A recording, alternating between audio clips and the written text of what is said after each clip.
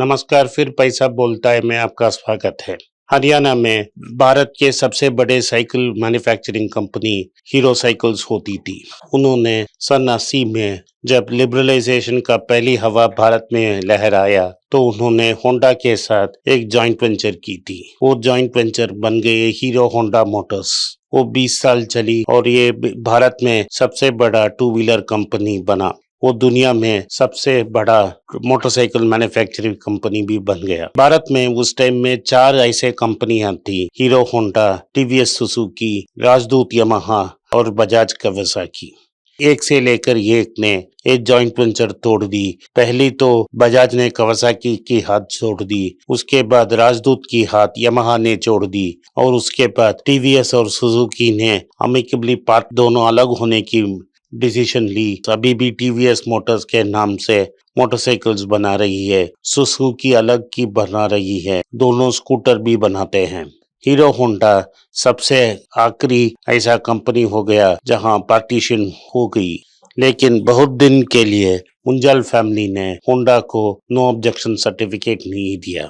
बहुत नेगोशिएशंस के बाद और बातचीत के बाद ही फाइनली उनको ये लाइसेंस मिला। तो इसके लिए होंडा मोटरसाइकिल और स्कूटर्स को बड़ा पैसा अमाउंट देना पड़ा इस प्रॉब्लम को सेटल करने के लिए। इसके पहले ही होंडा ने काइनेटिक होंडा से अलग होके होंडा स्कूटर्स डाल के मार्केट को डोमिनेट कर दिया। लेकिन ये दावा था कि हीरो मोटर्स ने अब उस टाइम तक अपने R&D में बहुत इन्वेस्टमेंट नहीं की। सारा होंडा की स्कूटर्स को CKD के जरिए से मैन्युफैक्चर कर रही थी। जब हीरो अलग हुआ तभी उन्होंने जाके एक नया प्रोडक्ट R&D कंपनी राजस्थान में शुरू की और प्लशर नाम का स्कूटर भी बनाना चालू किया। लेकिन उनका खुद का ब्रांड बहुत सक्सेसफुल नहीं हुआ। वो सिर्फ एंट्री लेवल मोटरसाइकिल में डोमिनेट कर रही थी, प्रीमियम सेगमेंट में नहीं आई।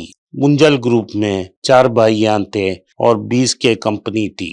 2010 में वो पहली जनरेशन जो थी उनमें से एग्रीमेंट हो गई कि किस किस कंपनी में किसको पैसा मिलेगा, और जो पैसा कंपनी वो आदमी चला रहा था उस कंपनी उसको दी गई, बैलेंस कैश में सेटल हो गई।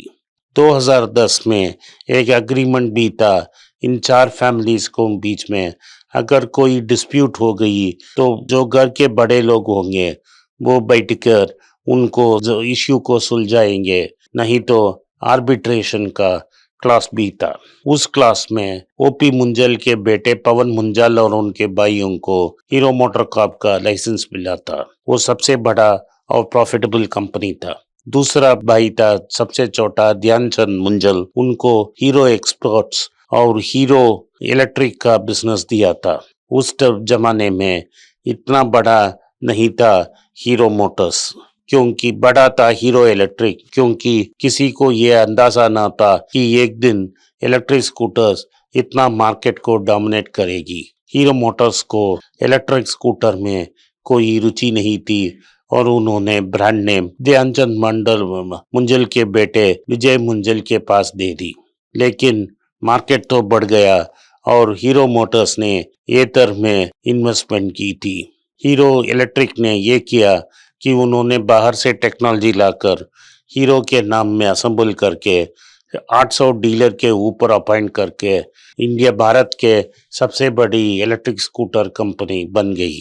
जब अभी आज की सरकार ने पेट्रोल का दाम ऊपर किया और एक्साइज ड्यूटी 20 रुपया डाला, तो बहुत सारे लोग जो भारत में रहते हैं, हिंटरलैंड में रहते हैं, उनको मोटरसाइकिल चलाना बहुत मुश्किल हो गया। उन्होंने हीरो का बाइक को छोड़कर काम के लिए हीरो इलेक्ट्रिक चुना और हीरो इलेक्ट्रिक का सेल्स ऊपर जाता रहा। वो भारत में सबसे बड़ा selling electric vehicle hero electric है। इसमें कोई वेटिंग लिस्ट नहीं है, 800 डीलर के ऊपर हैं, आप पैसा डाल के इमीडिएटली डिलीवरी ले सकते हैं। ये नहीं जैसा ओला के स्कूटर को आप पैसा भर के वेट करें और आपको डिलीवरी नहीं मिले।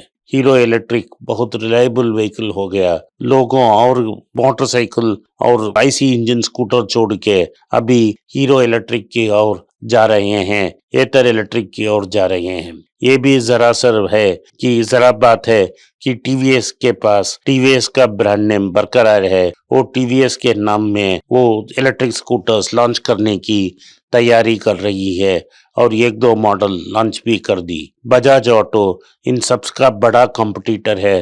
वो अपना चेतक का नाम संभाल के रखा है। लोगों हर घर में चेतक स्कूटर के बारे में पता है। वो बजाज चेतक के नाम से इलेक्ट्रिक स्कूटर रीलॉन्च करने के लिए तैयारी में है। उन्होंने इसके लिए एक सेपरेट कंपनी सब्सिडरी कंपनी खोल दी और उसमें इन्वेस्टमेंट चालू हो गया। वो जहां ओरिजिनल फैक्ट्री था पुणे में, जहां चेतक मैन्युफैक्चर होता था, उधर जाके उन्होंने 350 करोड़ लगा के एक नया फैक्ट्री शुरू करने का ऐलान कर दिया। तो बजाज चेतक के नाम से स्कूटर बेचेगी और ये टीवीएस अपने नाम में खुद बेचेगी। एथर के नाम से बेच रही है। लेकिन हीरो मोटर्स के पास वो हीरो का ब्रांड नेम यूज करने का मौका नहीं है। वो खुद अपना ब्रांड लॉन्च करना पड़ेगा। इसी कारण विजय मुंजल ने आर्बिट्रेट नोटिस दे दिया मीडिएशन का और आर्बिट्रेशन का और बुलाया वहां पवन मुंजल को बातचीत करने के लिए कि ये मेरा ब्रांड है, आपने ये ब्रांड मुझे दस्तखत करके दे दिया, अब आप ये ब्रांड यूज मत करो। लेकिन मुंजल ने रेस्पॉन्ड नहीं किया तो उन्होंने एक आर्बिट्रेशन नोटिस भेज दी और हीरो मोटर को आर्बिट्रेशन के लिए मजबूर कर दी। लेकिन हीरो मोटर्स और पवन मुंजाल ये आर्बिट्रेशन के लिए आने से इनकार कर दिया। तो कल ऐसा हो गया कि दोनों भाई के बीच, कजिन्स के बीच केस शुरू हो गई दिल्ली हाई कोर्ट में। विजय मंजल और हीरो इलेक्ट्रिक ने अग्रीमेंट को दाखिला कर दिया कोर्ट में और ये इंजेक्शन मांगी है कि हीरो मोटर्स हीरो इलेक्ट्रिक का नाम इलेक्ट्रिक व्हीकल्स के लिए इस्तेमाल नहीं कर सकते और इसका कोर्ट में सारा डॉक्यूमेंट्स दाखिला किया है। इसमें दोनों लोगों ने हाई प्रोफाइल क्लाइंट्स लॉयर्स को एंगेज किया है। हीरो इलेक्ट्रिक ने गोपाल सुब्रमण्यम को लगाया है और हीरो मोटर्स ने अभिषेक मनु सिंह भी की। ये तो अभी दिल्ली हाई कोर्ट में केस है, ये तो सुप्रीम कोर्ट तक जाएगा, सालों रख जाएगा। पहला हियरिंग इस हफ्ते के अंत में आ रही है। तो इसीलिए मैंने मेरे तमिल चैनल में बोला था हीरो मोटर्स मत खरीदिए, स्टॉक्स नीचे आ रही है। अभी आईसी इंजन का व्हीकल का सेल्स नहीं हो रहा है और हीरो के पास ब्रांड नेम नहीं है इलेक्ट्रिक व्हीकल लॉन्च करने के लिए। अगर वो इलेक्ट्रिक व्हीकल लॉन्च करना चाहती है तो एक नया ब्रांडिंग करना पड़ेगा और उसमें इन्वेस्टमेंट करना पड़ेगा।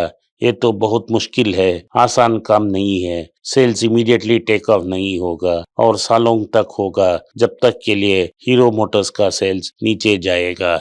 एक ही एडवांटेज है हीरो मोटर्स के पास, उसके पास कैश फ्लो बहुत एक्यूमुलेटेड है, कैश नेटवर्थ बहुत ज्यादा है। लेकिन क्या पवन मुंजल वो नेटवर्थ को यूज करके एक नया ब्रांड लॉन्च कर पाएंगे, वो देखना अभी बाकी है। इसीलिए जब इलेक्ट्रिक व्हीकल्स का दौरा शुरू होगा, आपको हीरो मोटर्स का स्टॉक नहीं खरीदना चाहिए। ये मेरा निजी एडवाइस है। मैं एक से भी रजिस्टर्ड इन्वेस्टमेंट एडवाइजर नहीं हूँ। आप अपने निजी पर्सनल फाइनेंस प्लानर से, दो एडवाइजर से सलाह लें, उसके बाद ही इस स्टॉक को बेचें अगर आपके पास ये स्टॉक है तो। धन्यवाद, नमस्कार, जय हिंद। नमस्कार, मेरा नाम आनंद श्रीनिवासन है और मैं एक पर्सनल फाइनेंस कंसल्टेंट हूँ। मैं 2 यूट्यूब चैनल चलाता हूँ पर्सनल फाइनेंस के बारे में। एक मनी पेज तमिल में है। मेरे बहुत से दोस्त बोले कि मैं हिंदी में एक चैनल शुरू करूँ, तो मैंने एक पैसा बोलता है नाम का एक हिंदी चैनल शुरू किया है। मैं पर्सनल निवेश के बारे में ही बात करूंगा। आप उसको सब्सक्राइब करें, अपने दोस्तों को शेयर करें। अगर आप हिंदी नहीं जानते हैं तो पैसा करें, जो आपके दोस्त हिंदी जानते हैं उनको सब्सक्राइब करने के लिए आग्रह करें। धन्यवाद, नमस्कार।